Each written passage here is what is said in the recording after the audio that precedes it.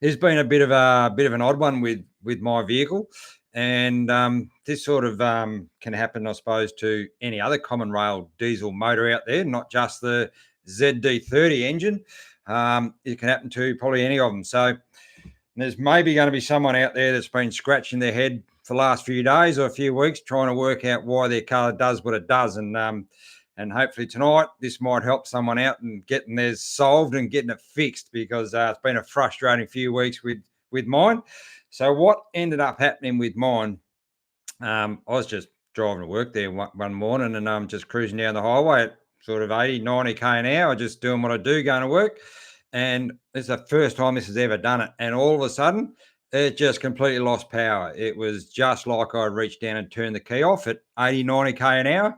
No dash lights or anything came up until I put the, because it's still in gear, so it's still rolling in gear.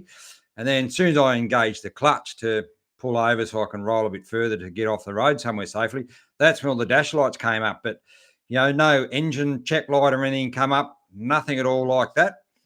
So I sat there for a few minutes thinking, what am I going to do here? Because, pretty ordinary situation I'm in here, that I've never experienced all this.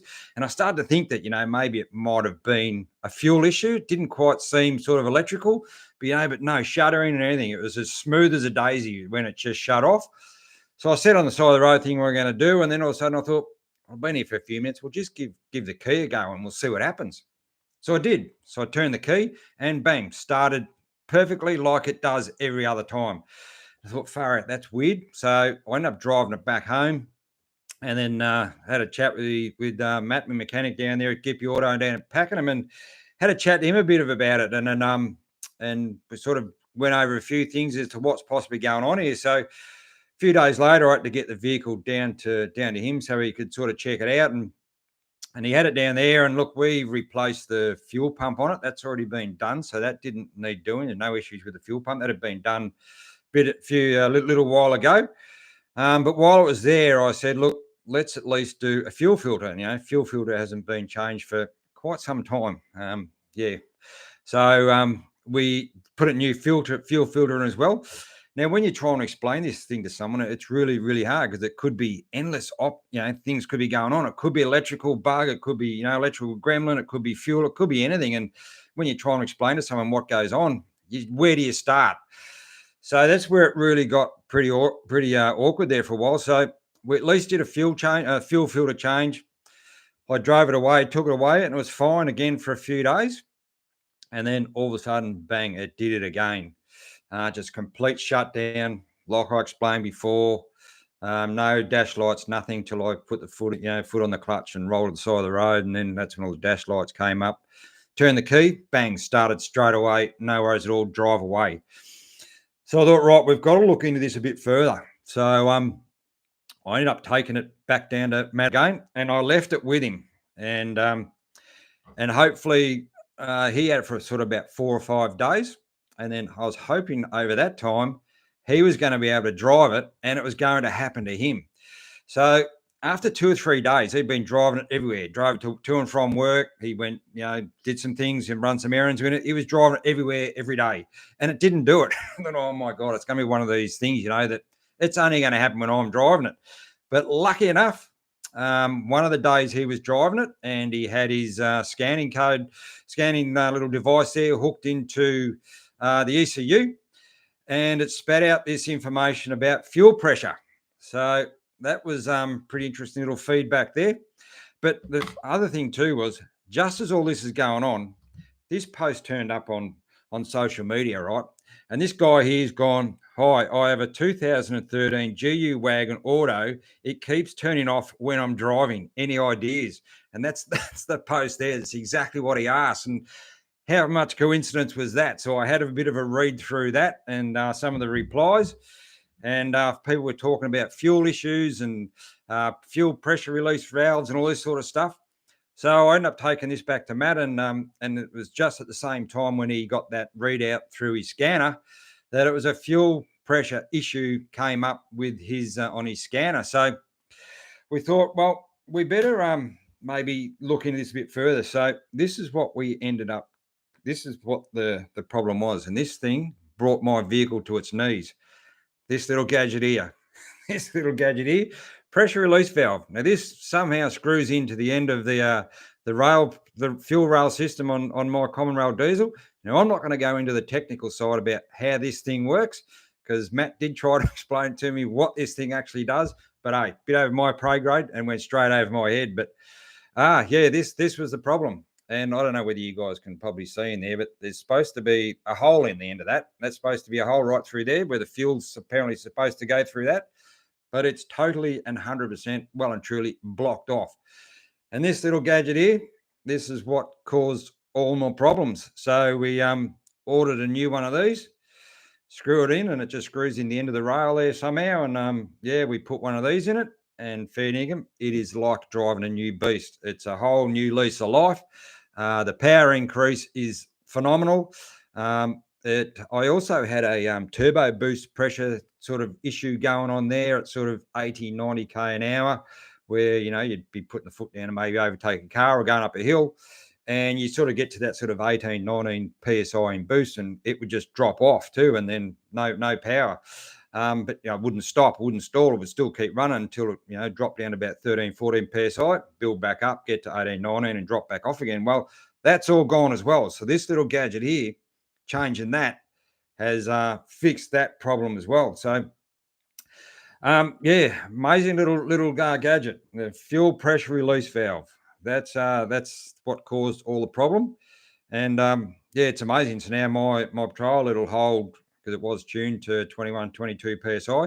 It'll hold 21, 22 psi every day of the week now without any problem at all. Not that I drive it at those sort of pressures, great deal, but it'll hold all those high pressures, no worries at all, after changing this little gadget. And also, one of the guys that replied to this post on social media, he said he actually carries one of these as a spare.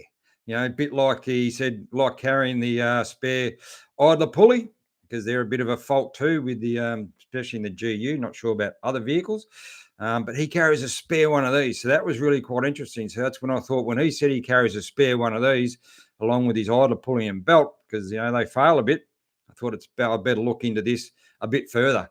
But it was just so coincidental that post came up at the same time when Matt had my full drive, and the very next day that he had this problem. It came up with his scan coder in it, and that was the problem. So there you go, guys. You know, when this thing pulled over, when it first happened, you know, I'm expecting the worst here. Maybe it's going to end up on the back of a truck. I'm going to be looking for some sort of roadside mechanic to come and sort me out and get it all, you know, see what the problem is. I did actually, when I got it home that day, I did get actually RACV, because I'm RACV member. I got the roadside assist there. I actually got them to come around and have a bit of a look, but there was nothing, you know, he could find. He put his scanning, you know, tool on there, his little computer thing on there, and no codes, nothing came up, because the vehicle started, the patrol started, bang, no worries at all, even when he was here. So it's really hard to, you know, for him to diagnose anything. So I'm just so lucky that it turned out to be something fairly simple and not some you know, electrical gremlin, which was going to turn out to be an absolute nightmare going forward. So, you know, if any of you guys are out there, or there's bound to be someone that's maybe here that maybe knows someone, but I haven't checked out the fuel economy yet. It'll be interesting to see how that goes, because it is fitting. It is a totally different beast to drive. I can't get over the improvement and how much difference just putting a new one of these in has done. It's fair income incredible, the difference. So yeah, we'll see how it goes on fuel. I'm expecting maybe some improvements there. Look, it was always pretty good as it was. You know, I'm getting sort of mid to high 13s, low 14s out of it anyway, litres per 100. So we'll see how that goes in the coming weeks. And see if that fuel economy does go changing, because it will be very interesting to see. So yeah, the old mighty ZD30 engine, that was the problem with its common rail, with the rail fuel rail. It was this gadget here, the old fuel relief pressure relief valve, was the problem. So anyone, mate, very, very lucky, mate, to get to 400 Ks. Well, it's still going strong, mate. There's nothing, you know, it's not a internal mechanical blow up. It's just something that's, you know, and this is the thing. This is not the other thing with this. It's not a serviceable item, so it's not something you change every 5 or 10,000 Ks. Now this is the genuine one. This is the one that's been in it from brand new. So it's done over 400,000 Ks, this thing. But we've finally changed it. And there we go. It is absolutely turned my vehicle on its head. It's driving the best it's probably done for a long, long time. And it fixed those couple of issues, particularly with the turbo boost breakdown that it was also having. Like just driving down the road, normally it was fine, but as soon as you went and put your foot into it, there was that bit of an issue. And where it got really dangerous is, you want to go and overtake a car or something going down the highway. You get halfway around and you're putting your foot down, and all of a sudden, bang, you lose that boost pressure, you're losing power as well. And not an ideal feeling when you're out trying to overtake something and you lose power until it builds back up again. So what if any of you guys have explained any of this? I change my fuel filter every 15,000 Ks.